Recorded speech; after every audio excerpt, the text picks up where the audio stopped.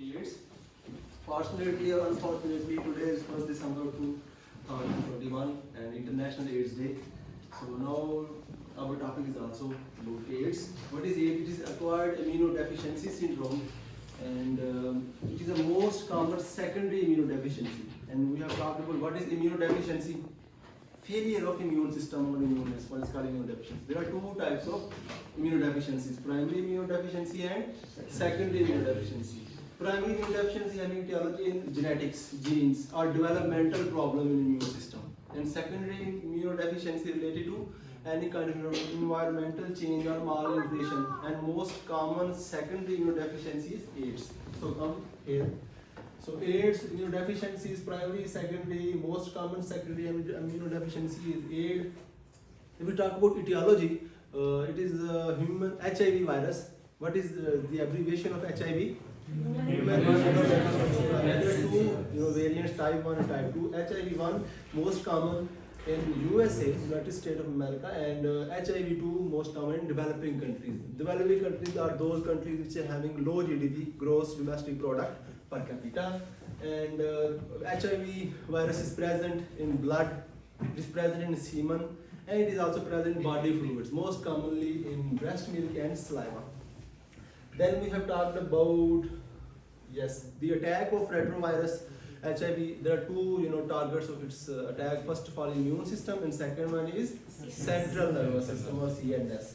And there are few signs, early signs of AIDS and late signs. Early signs have influenza-like symptoms or flu-like symptoms, and in late it will be, there will be lymph node enlargement, fever, and weight loss. Then we have talked about some pathogenesis of AIDS. First of all, HIV virus infects our cell and it enters its DNA into our host cell, and it converts its RNA into DNA. So again, HIV infects the cell and it injects its RNA into our host cell, and this RNA, with the help of enzyme called reverse transcriptase, it converts its RNA into DNA, and our host system is very innocent. It considered that DNA as its own DNA, and there will be abnormal viral replication. And due to the result of viral replication, there is increased level of serum HIV. And yes, this is the pathogenesis, how it happens. And viral replication increased level of serum HIV, and we talk about latent phase, there will be increase or continuous replication of HIV in lymph nodes and spleen. Then there are few terminologies we did not discuss in the previous class, or there are seroconversion. These are the antibodies present against the HIV infection that are detectable. Seroconversion. In serum we have antibodies against HIV. And then window period, a period about 24 hours, and when there are HIV infection, HIV virus, but that are not detectable on our diagnostic criteria. And then we have serodiscordant or seroconcordant relationships. If both the partners, male and female, having AIDS, then this relationship is called seroconcordant. If only one male or one female, one partner having AIDS or HIV positive, that is called serodiscordant relationship. So there are few terminologies we have discussed. Now come back over here. The HIV virus attacks mostly three things. First of all, macrophages, dendritic cells, and most importantly our CD4 or helper T cells. And there is no fun in telling, if the CD4 cells are being attacked by HIV virus, then there will be loss of cell-mediated immunity, and there will be loss of its count. Like suppose normal count of CD4 cells are about 500 to 1400 cells per millimeter cube. But if the CD4 cells are being attacked by the HIV virus, retrovirus, then there will be not only decreased cell-mediated immunity, but also the cell count is less than 200 cells per millimeter cube. And the ratio of CD4 to CD8 cell will be equal to 0.5 or less than 0.5. Normal ratio of CD4 to CD8 is 1:2 or greater than 1. But when the helper cells or CD4 cells are being attacked by the virus, then this ratio becomes equal to 0.5 or less than 0.5. Are you getting understanding? Yes, sir. Okay, now then before treatment, the treatment plan depends on the viral load, either the HIV positive or negative, and it depends upon the CD4 count. It is less than 200, less than 350, less than 500 or that. So it depends. The CD4 count and HIV load tells us the mode of treatment. Then we have talked about, okay, in AIDS, as we know, there is a immune system become compressed, and most common infection in AIDS is pneumocystic jirovecii or carini plus systemic candidiasis. Both are the fungal infections. And most common malignancy in AIDS, don't forget these things because these things, used to randomly come in our exams. Kaposi sarcoma, that is HHV8 virus, and it infects our skin mucous membrane and it spread to our lymph nodes and lungs.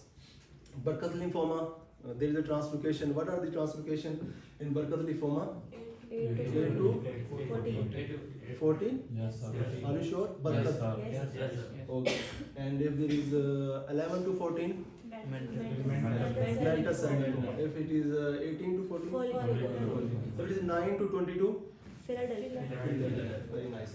And third, lastly, the most common malignancy in AIDS is primary CNS lymphoma. Now we will talk about some characteristic features of, and then if there is a low CD4 level, there is no fun in telling that the level of CD4 directly proportional to our immune response. If there is a low CD4 level, the immune response or immunity will be low. First of all, it infects and depletes our CD4 cells, and most importantly, we have discussed about severe immunosuppression. Our immune system becomes severely suppressed by the HIV virus due to the CD4 count less than 200 and cell-mediated immunity. Opportunistic infections, the infection which normally, not that much, not that strong enough to infect our cells or to defeat our immune system. But if the person having AIDS, due to this decreased cellular immunity and decreased CD4 count, these opportunistic infection, that's opportunistic infections that will affect our body. Most common is TB, like mycobacterium tuberculosis. Then secondary neoplasm, and then CNS manifestation. We have talked about Guillain-Barré syndrome. And then there is auto antibodies present against the gangliosides, and it will lead to the nerve conduction block, and there will be ascending paralysis and death due to respiratory arrest. Then we will talk about transmission. Transmission, first of all, there is no fun in telling, unprotected sex that transmits the HIV virus. It is, commonly, there's no difference between assertive and recipient person. And this transmission is through genital mucous membrane and non-genital mucous membrane. Genital mucous membrane are present, mucus is present over our genitalia, like vagina and all that. Non-mucous membrane our, mouth and our all other mucous membrane over the body, that are non-genital mucous membrane. So spread or transmission through genital and non-genital mucous membrane. Then we have talked about blood. Through blood, how it transmits. First of all, transfusion. If you donate someone knowingly or unknowingly that you have having HIV positive or AIDS, you give the blood to the patient, to that patient, it will get spread to that patient. Then occupational, some doctors and nurses and lab technicians are very prone to having HIV infection. If their instruments are too much exposed with blood, or if there is a deep cut. And then IV drug abusers, they are also very vulnerable for having AIDS. Then menstruation, in menstruation there is a loss of discharge of blood, and if that blood infect any skin or not normal skin, maybe if there is any cut in the skin or any kind of injury or trauma, that will spread to that through menstrual blood also. Then rectal anal trauma, and we have discussed the rectal secretions and the anal secretions, they are also carrying the HIV virus.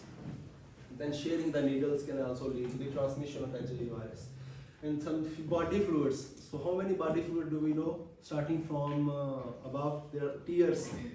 Then we have saliva. Then we have sputum. Then we have vomiting. Then we have breast milk. Then we have urine, feces.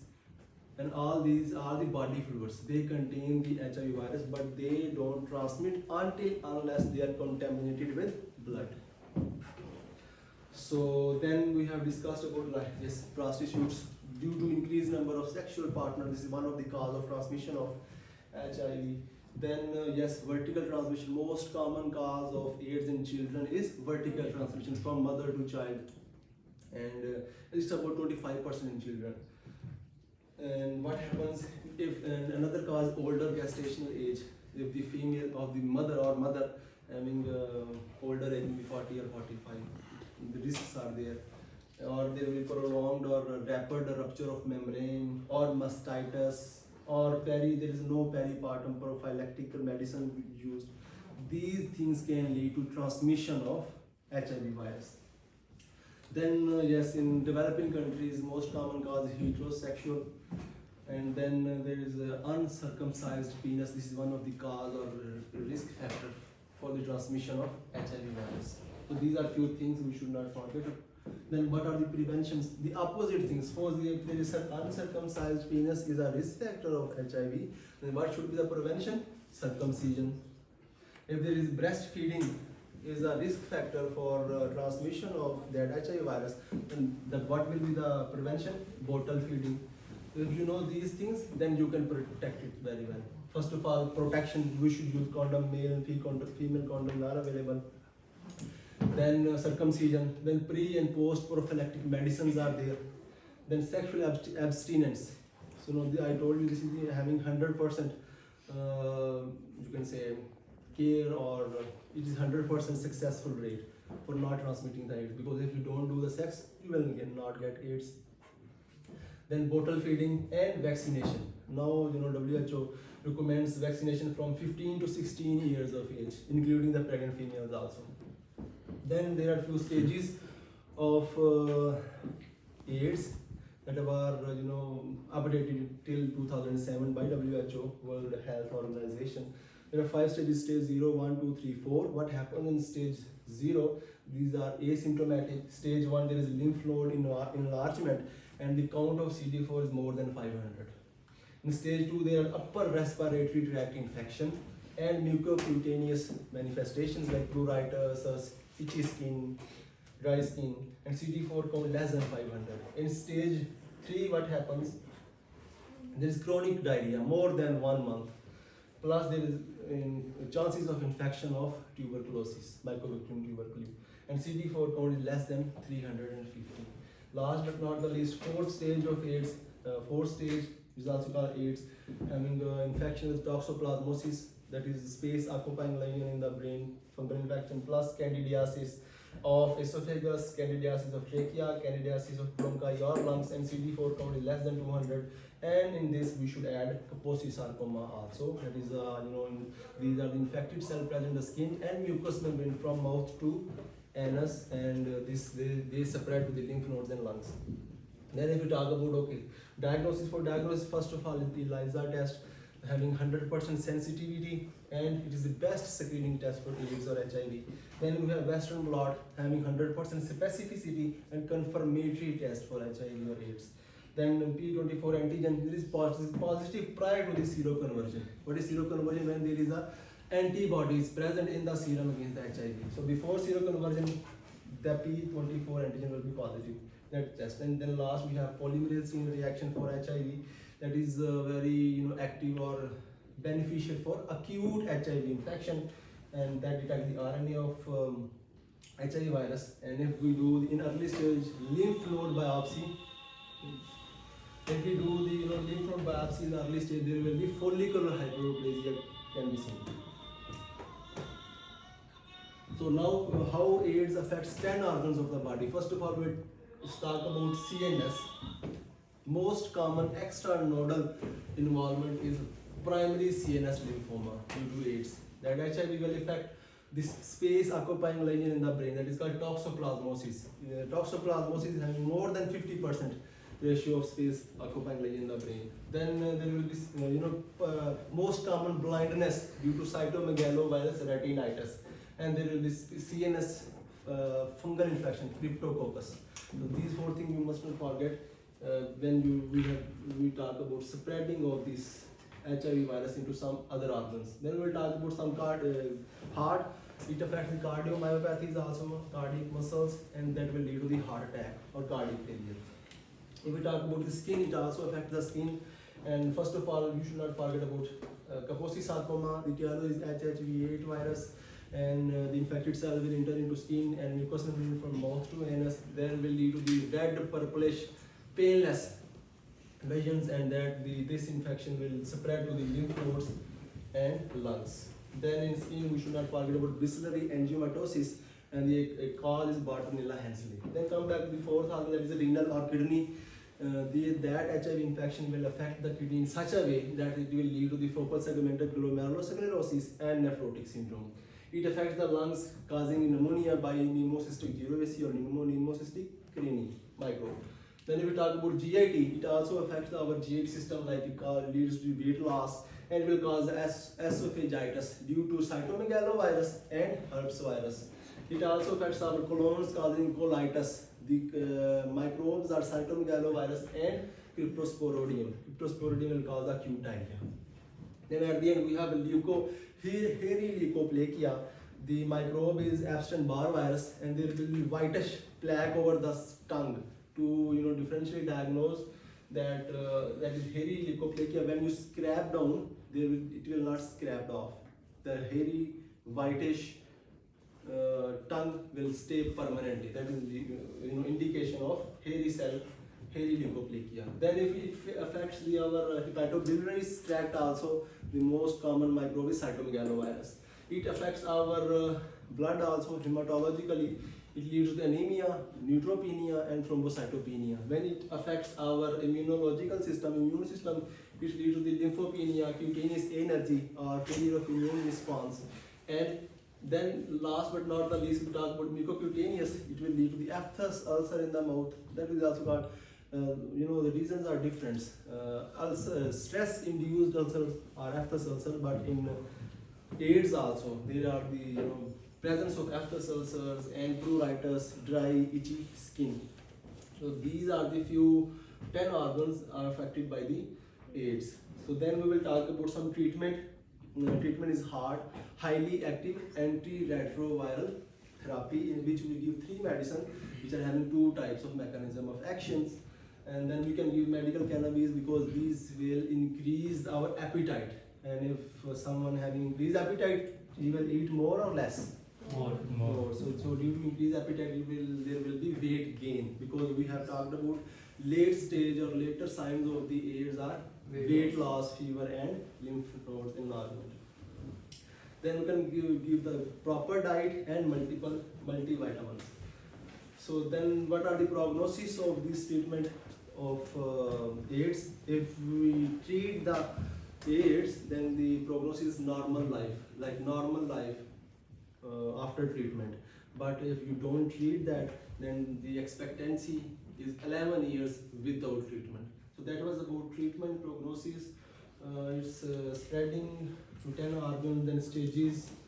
Then we have talked about some preventions, then transmission, and all that. Did I have something? After how many times of infection, the sign and symptoms start appearing? We can't say it properly because there are few stages. In the first stage, that is called 0 stage, asymptomatic. There is no symptom at all. And first stage, they are lymph node enlargement. So it depends from person to person, depends upon the immunity of the person. So we can't tell it exactly how 6 months later it will lead to stage 1, or 1 year after it will give to stage 2. No one knows in this world. Only God knows. So perfection does not exist. Don't worry if you think you can't do it. And if I'm also not perfect. Perfection does not exist. Only God is perfect. So if you have any question, let me know.